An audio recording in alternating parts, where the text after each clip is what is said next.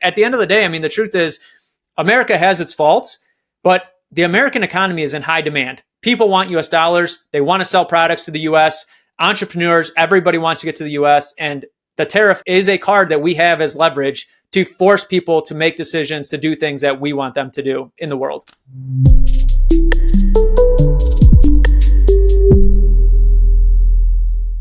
All right, Mike. So I was reading this article about President Trump today. During his campaign, he eventually won. He was touting tariffs instead of taxes. Going way back to the early 1900s before federal income tax was a thing. He even, blustery kind of made a joke. 100, 200, 300% taxes on China, or tariffs on China. Excuse me.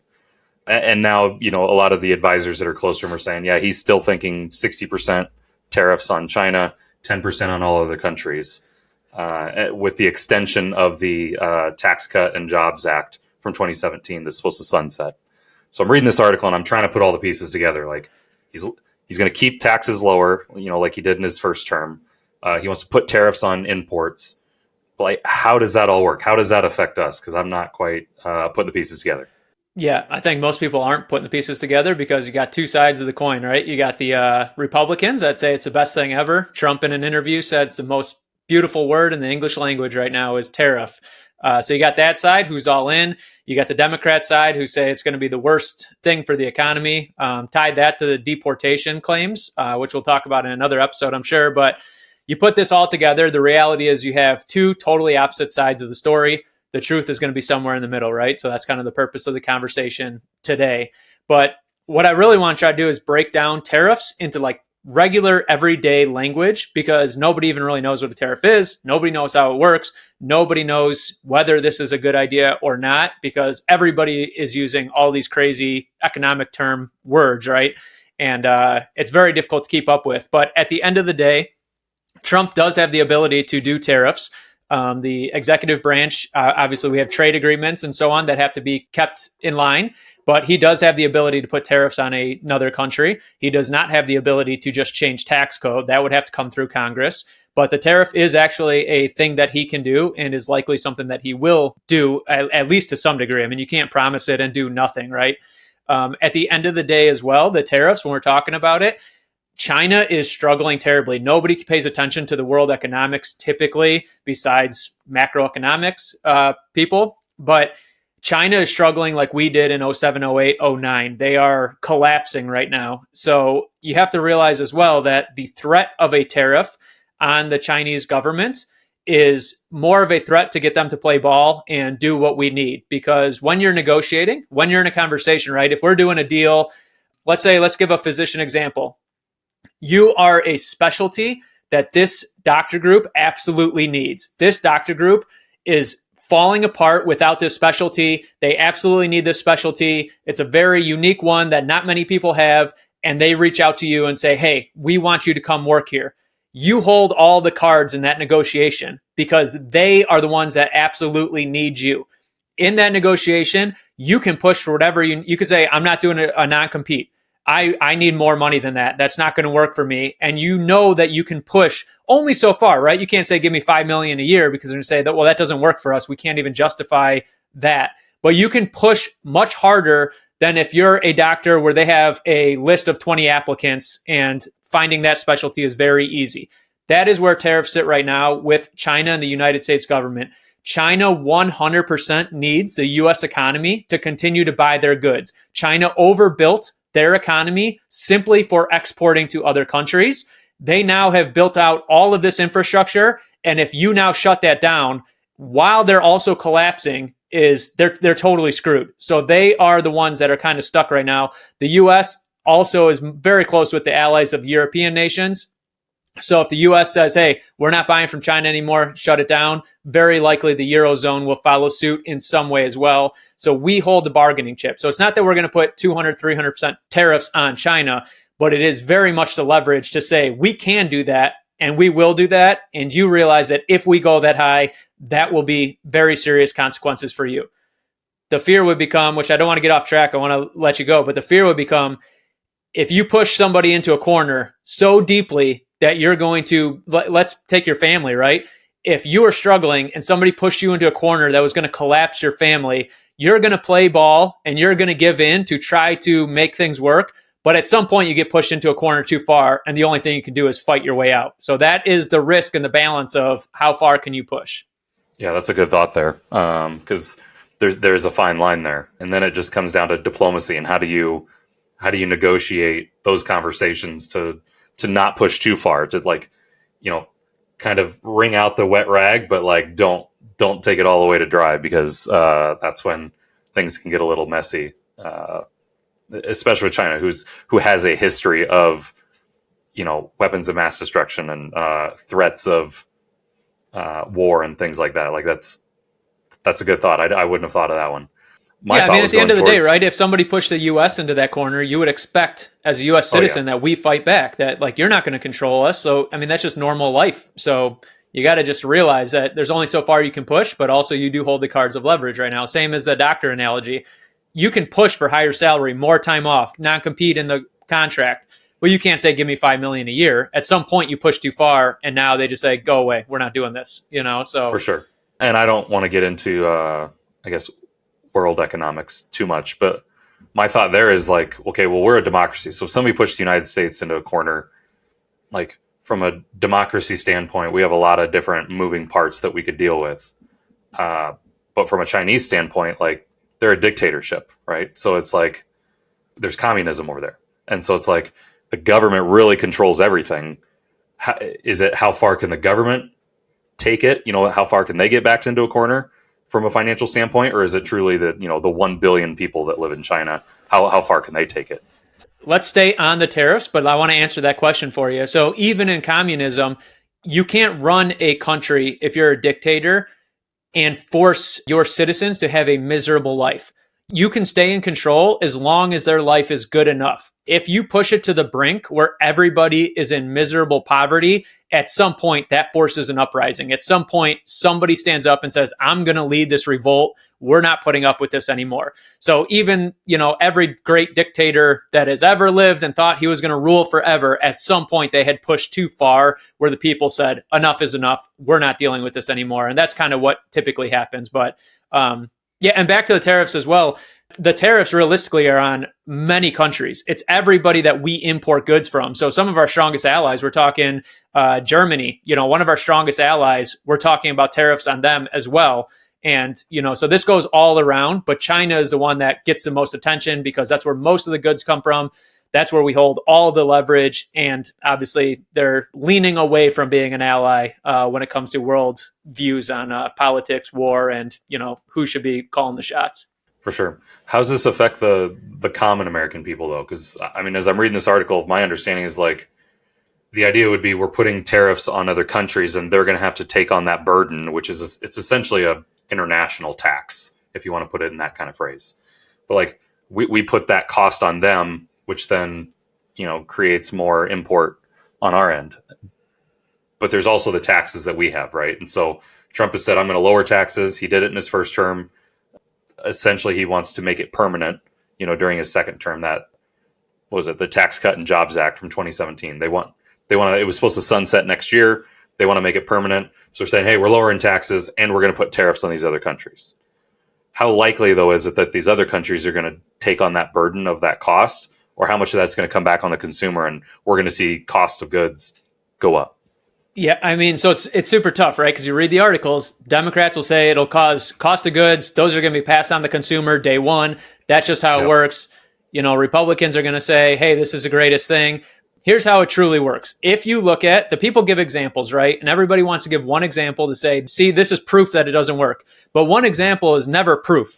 All you need is one example to the contrary to disqualify that as being proof. It can be evidence, but it is not proof. So let's share some of the evidence. Some countries do have tariffs. Somebody I listen to, I respect, I think is a great economist, Brain, but he was talking about Colombia. Colombia has a 20% tariff. This is what he said. I don't know the exact numbers, but generally a 20% tariff on electronics. An iPhone in the United States costs $1,000. To buy that same iPhone in Colombia costs $1,200. So that is an example and evidence that tariffs simply get passed on to the consumer. Two things. First of all, even if tariffs get passed on to the consumer, that is a voluntary tax. So you don't have to go buy a new iPhone if you don't want to pay that tax. If I earn income, I have no choice. I have to pay that tax. So instead of saying we're going to tax everybody and raise income taxes, I personally think that voluntary taxes are going to be better. If, let's say that all of the tariffs get pushed right to the consumer, at least it doesn't affect everybody. You don't have to buy that. I'll give you an example. I just bought a used car. You know about that. My other car, blue. But I bought a Yukon. I paid $12,000 for it. And my state in Indiana charges 7% tax on used cars. It's just a tariff. It's a tariff on used cars. It's not technically the definition, but it's just a 7% fee if you buy a used car. Well, I don't buy brand new $80,000 cars because I don't want to pay 7% on $80,000. I want to pay 7% on a little bit of money. So that is a voluntary choice by me. But the guy next door can go buy an $80,000 car and he can pay that 7% on the $80,000 if he wants. That is voluntary, where income tax is guaranteed on everybody. So that's the first thing, is we're talking about that not everybody has to do this. You have options now of waiting another year for an iPhone or buying a used vehicle instead of buying a Chinese imported, whatever it is. So that is the one thing. The other thing that we want to talk about on tariffs is when people give these examples of tariffs get passed on to the consumer, you just cannot take the country of Colombia and say that these tariffs get passed on to the consumer, because the reality is, no disrespect to the Colombian population, but they don't care if you buy their stuff or not. Your economy and your imports are just such a small drop in the bucket compared to the United States. And if the United States shuts you down, you may go out of business. If Colombia shuts you down, you're not going out of business. So Colombia just doesn't have the leverage to say, we're going to force people to play by our rules, because people say, like, we're not playing by those rules. We're just going to stop selling you products. Go away. So that is the difference. The analogy that we're talking about is, so let's take everybody's been to like a bar downtown. Maybe it was your younger days, but you go to a bar, check your ID. Hey, $20 to get in. It's like $20 to walk inside the bar. Like, why do I have to pay a cover? Well, the bar down the street is not charging a cover.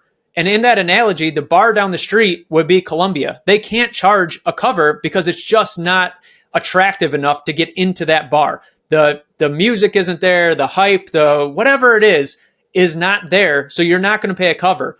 But there's a line at this bar and everybody's paying $20 to get in. It's because this bar has a ton of demand. Everybody wants to go into this bar. So you're willing to just cough up the $20 there. And that's the same example, with the tariffs. If you have the demand, people are willing to adjust and do what they have to do to keep selling things to the American economy. The other example that I gave you the other day when we were talking about this is, a Taylor Swift concert. If I can't even think of like a low level musician, but a low level musician wants to have a concert. They go and sell tickets. Maybe they sell them for $20, $50. Taylor Swift comes to town and she charges $300, $400, $500 per ticket to get in. Well, the demand there is everybody wants to see Taylor Swift. She is the American economy. Everybody wants a piece of that show. Just like in the tariff world, if you are the American economy, you just do hold a lot of clout. Everybody wants to be able to sell products to the American economy. They're going to play ball and they're going to change things. Now, is it going to be 100% we're covering all the costs? Sorry, don't worry about it. Probably not. But the point of it is that it's leverage in order to force them to do certain things. A lot of what Trump has talked about in the tariffs, and when he brings this up, is if you don't want to pay the tariffs, you just have to buy more of our stuff then. So it's just trying to even the playing field. So there's a lot of cards on the table, and the tariff is saying, we will use this card if we need to. For lack of a better term, it's the Trump card, right? You could trump them with that. But he's saying, we will use this Trump card if you don't start buying more of our products. There's no reason that your streets are not full of Chevy vehicles if we have streets full of BMWs. That needs to change. Either start lowering everything and making it easier for us to sell Chevys there, or you're going to start paying a ton of money for us to buy BMWs here. So it's just a leverage tool that hopefully negotiation gets worked out where it becomes more fair. It's not to just say we're going to blanket tariffs and that's the solution to the problem. I am super excited to introduce to you the Doctors and Dollars 5-Day Financial Challenge. I'm Mike Neubauer. I'm CEO of Grand Vision Companies, and I'm the one that you see on the Wealth Wednesday and Daily Dollar episodes with Nate. So Nate and I are partnering again to do something even more exciting, which is the 5-day challenge. We're taking the best of all of our episodes, all of our expertise and knowledge, and we're condensing it into an impactful and purposeful 5-day presentation, 1 hour per day, for 5 days, to give you everything you need to build that foundation for your financial future. So if you're looking to gain the pieces, you want those puzzle pieces and find out how they fit in your financial plan, head over to the Doctors and Dollars website, join us on the 5-day challenge. We're putting it together for free, so you got nothing to lose. We look forward to seeing you on the inside. Yeah, no, that was amazing insight. It just gets my brain thinking. But I mean, just on that very last point that you made, like you look at a BMW versus a Chevy. So you got Germany versus United States. I don't want to say versus, but comparative to. Mm-hmm. Does that force these American companies then, knowing that these tariffs are out there on imports, does that force the American companies, let's use Chevy for example, to create better products? Because the Germans could be looking at it like BMWs are a beautiful vehicle, and we import them to you, or we export them to you because they're a great vehicle, and you're wanting our streets filled with Chevy, but Chevy is just not as good, and so we're not going to buy them. And so like I could see kind of a double-edged sword there where it's like, hey, we're going to impose all these tariffs because we want you to buy all these American goods. And other countries could be like, well, your American goods just aren't as good as what we're making, so we don't want to buy them. Do you see a situation where that could happen? Yeah, most of that is going to be more narrative based. That's not really, if you take a Chevy and a BMW or a Mercedes, granted BMW and Mercedes is a luxury line, it's known to be that. But if you compare Cadillac, our luxury line, to a BMW or Mercedes, a lot of that is narrative driven. So we're buying a foreign product, it's more expensive, and it starts to build this story in the American world that Mercedes and BMW is a next level luxury. And that same narrative can go the other way in all other countries. If you have a Cadillac, it's a luxury American product. The reality is most vehicles, if we're talking about products, you get what you pay for is what people say. But there is a middle ground where a lot of things are just higher just because it's known to be luxury. A lot of things are lower because they're just known to be economical. At the end of the day, very quickly, like, this is too good to be true. You're probably getting lower quality. Or, for instance, you're buying a Lamborghini or McLaren. You're not necessarily buying, quality because you want a car that'll last 200,000 miles. You're buying luxury because nobody else has this vehicle and everybody knows you had to spend a ton of money to buy this vehicle. So it really comes down to more import, export, and narrative driven within the country, because Germany does best if Germans buy their vehicles. That is where they're going to do the best. And they've kind of created that narrative and put trade agreements in place to export more than they import from the United States, which is beneficial for them. And we've done that for a long time. So a lot of those stories and those narratives will start to play out. And the goal is simply that you don't want to force BMW and Mercedes to have to make vehicles in the United States, but you do want the vehicles that are made in the United States to be equally sold in those countries if their population wants them. And these companies are big enough to know, hey, Germans want this in their vehicle. Chevy, we're going to have to adjust to make sure that we're meeting the demands of that. That's just open market, supply and demand. Whatever the demand is, we need to make sure we match it with our supply to be able to sell vehicles. For sure. I thought of a tough question for you, and I'm hoping you can answer it. It was a beautiful analogy with the bars. And I think of like, you and I have been on Broadway Street in Nashville together before. You think of like Jason Aldean's bar, cover charge, 3 stories, everybody wanted to get in. Then you might have that bar that was started, back in the 70s. They have their locals, they have it's a lot smaller. Jason Aldean charges cover. The smaller bar doesn't. It just doesn't have the aura. It doesn't have the atmosphere. It doesn't have the party vibes. And so that's why people are, in your great analogy, like people are willing to pay a cover because everybody wants to be in here. I think where my mind goes then is thinking in the mind of an American person hearing tariffs. It's okay. There's going to be tariffs or a cover charge on Jason Aldean's bar. But what does that mean for the American person if they know that cost is being passed down to them because of, they like a BMW, they like Jason Aldean's bar, but their income is staying the same. So it's like there's now these tariffs that are being passed down, but their income hasn't really adjusted. And Trump's trying to say, okay, well, I'm lowering your taxes, or I'm going to keep them, at the tax rate that they are now. So that puts more money in your pocket. it essentially, in my mind, it's a counterbalance, right? It's you're going to have more money in your pocket because taxes are lower, but more money is going to be going out of your pocket because you're paying a higher charge to get the product that you wanted. Is that a valid thought? Yeah, I mean, it's a valid thought. I think it just comes back to the fact of it's a voluntary tax at that point. So Okay. if you want to create an economy that is booming, that creates wages, you want to create less hindrance on the production taxes. So production taxes are taxes on businesses, income taxes. When I do better and I perform well, I get hit harder. So if I make more money, I get taxed harder. If I'm a business who is just doing amazing things and selling all kinds of products, I get taxed harder. So that puts a cap on growth. So the idea is that if we shift away from production taxes and encourage growth, and we switch over to consumption side of things, now it is voluntary. So you are free to make a ton of money and produce and grow the economy. And that's going to drive wages up, because if a business is making more money, then they're able to pay more to their workers. Same thing. If prices are rising, workers are going to demand higher wages, and businesses are not trying to avoid paying higher wages. They just want to pay fair wages. If they're being taxed too heavily, they just can't afford to pay it. Same with our doctor example. You can demand higher wages if you're that specialist, but only up to a point. If the hospital's not going to make money by having you work there, they just can't pay that wage. And when we shift to consumption taxes, we now make it voluntary and say, listen, we're going to do the best we can on growth. We're going to get the most money in your pocket. It is now up to you how you want to spend that money. If you want to buy a BMW and pay more, you're totally welcome to. In your analogy of that Nashville bar, you're totally welcome to go to the old bar and sit with the 70-year-olds who have been going for 40 years to Nashville. But there's a reason you stand in line to pay cover, because you just don't want that. You have the money and you're choosing to go where the action is. God, that was the light bulb right there. Was the okay? Even if your income doesn't change, what you earn, your taxes are lower. They're saying, hey, there's that shift, but because it's now a consumption tax, essentially that tariff becomes a consumption tax. You get to make the choice. So like you can have more money in your pocket because taxes are lower, and you can keep that money in your pocket if you choose to go to the smaller bar that doesn't have a cover. Then things look better for you.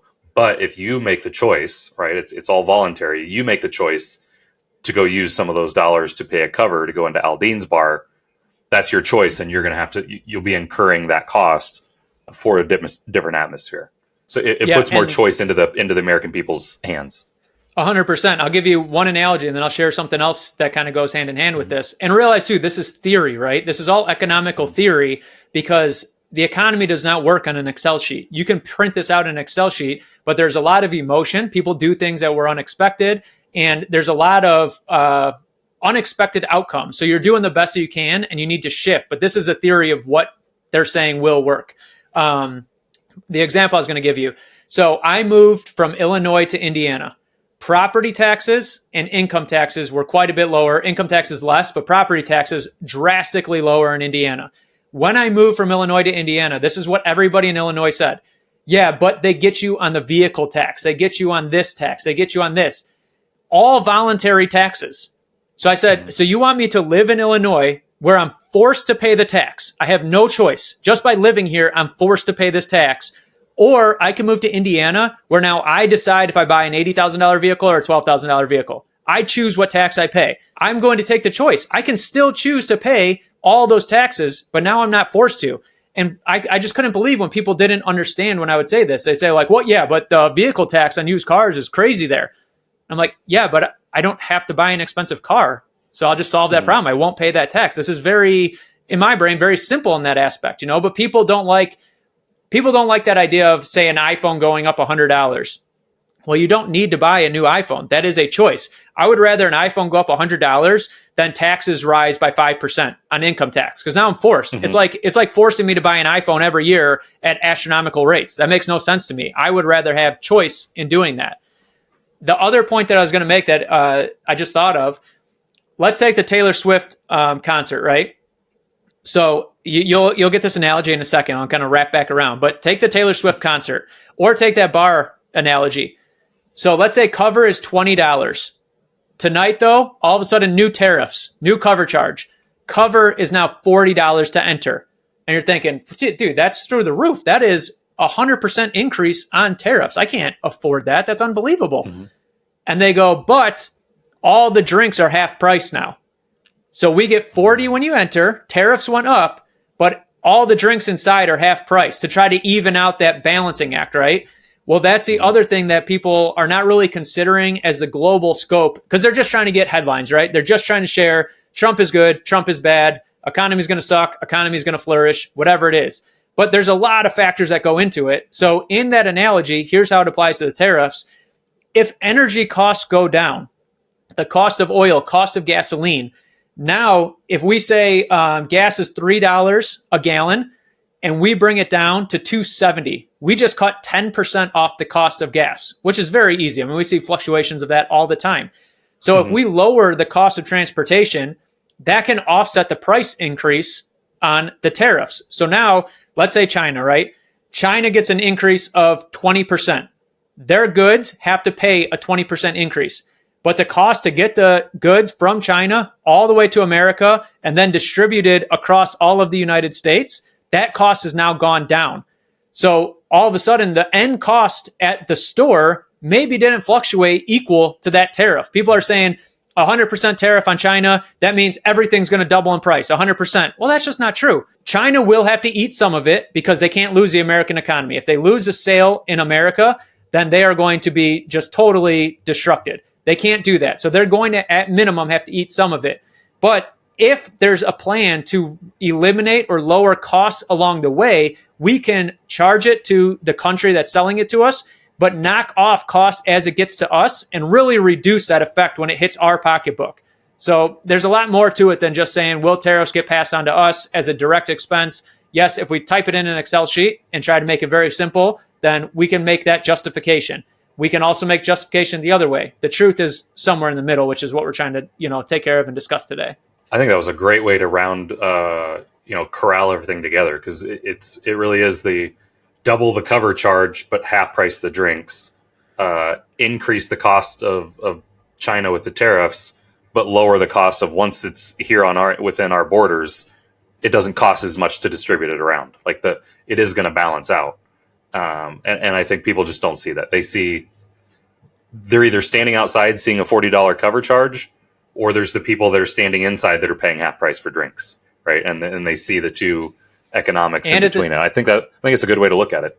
And at the same time, everybody's wages should be rising a little bit, so it's like a whole nother factor. So you said people in the bar paying half price drinks, people outside questioning the cover charge, and everybody's wages are rising. So now you're making a decision. Do I really want to go in this bar or not? It is more expensive, but I do have more money. There's so many factors, that go into it.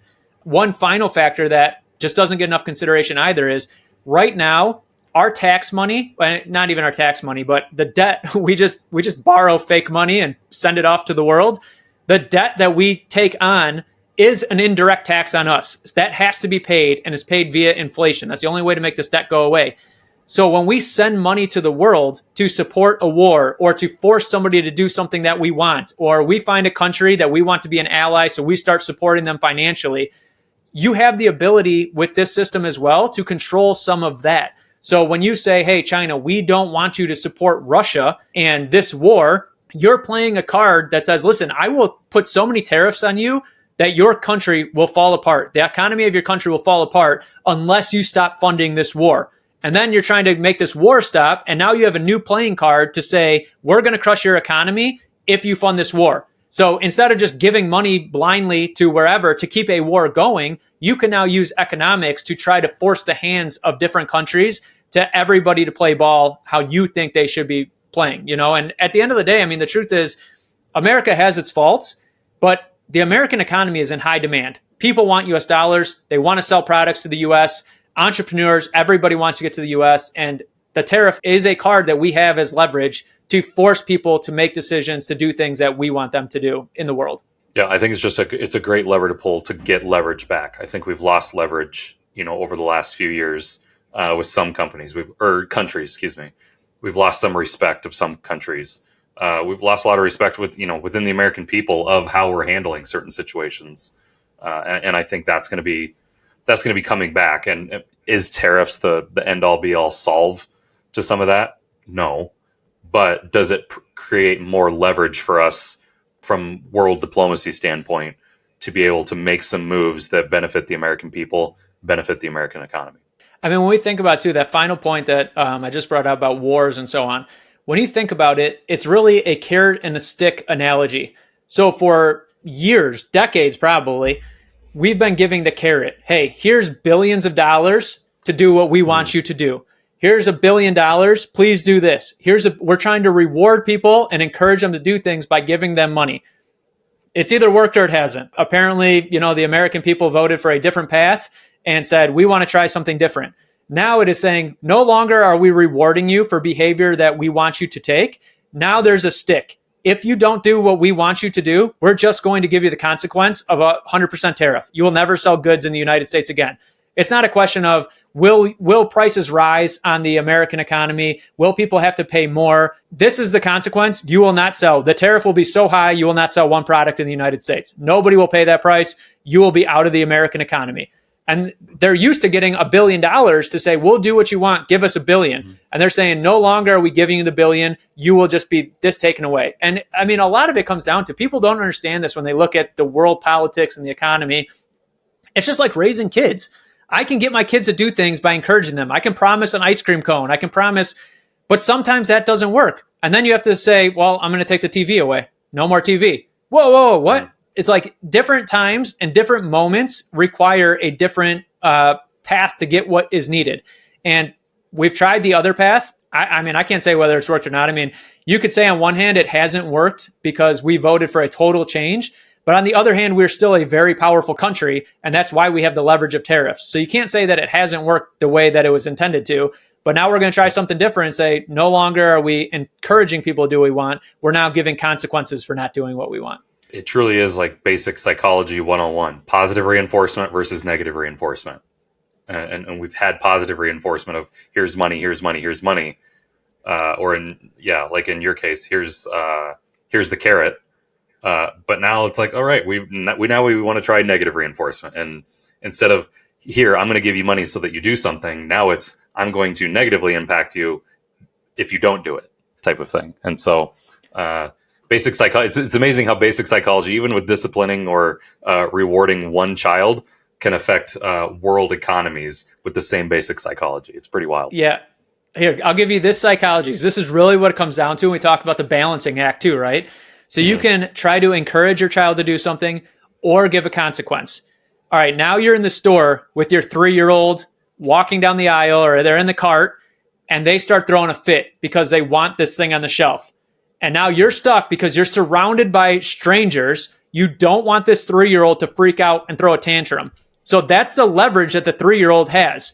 And now you're going to start trying to encourage them to do something different. Say, what if we just get an ice cream cone or a candy bar on the way out? What if we do this? And no, I want this. And you're like, okay, now I'm going to give a consequence. You're always in that negotiation and every side is trying different leverage points.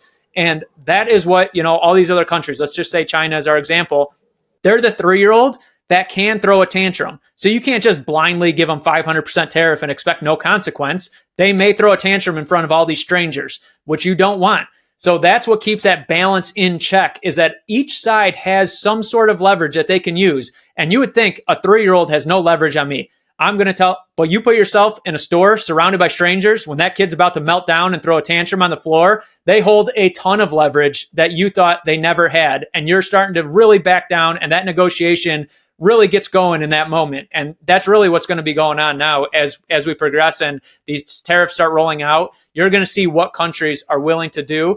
And, some of them may be willing to throw a tantrum. And obviously we don't want that as well. So you're going to see a lot of give and take on these different things. Man, you crushed it with analogies today. I don't even want to finish it off with any other thoughts because that was I think we came up with 4 or 5 good analogies just to help the people understand, like, what do these tariffs mean? Is it possible? How does it affect them? How does it affect our, world economics? I think we nailed it today with the analogies. You have any final thoughts? No, man. I mean, I hope it helps break it down. I hope it makes a little bit more sense out of it, because when you watch the news, you put on, let's say, CNN, the tariffs are going to destroy your pocketbook. Everything's going to be double in price. The world is going to end.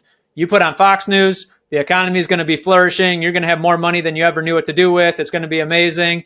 And the truth is going to be somewhere in the middle. There's going to be a lot of trial and error. There's going to be times that work very well, and it's going to give a nice boost. There's going to be times when we're going to do something and say, that we probably pushed it too far. We shouldn't have done that, and it's going to cause a problem for us. And we're going to try to find that balancing act. And hopefully, if nothing else, this stick analogy, the carrot and the stick, we've tried the carrot a lot. The only stick we had before, which nobody is in favor of, is our military. You just threaten huge military consequences, but nobody really wants to just walk in and beat somebody up. The goal is that there can be some diplomatic negotiation of carrot and stick, and both sides all around the world has different carrot and sticks to offer in the negotiation. Hopefully we find that happy medium that everybody can do well, and it really kind of gives a stabilization to the economy instead of this up and down roller coaster that we've had.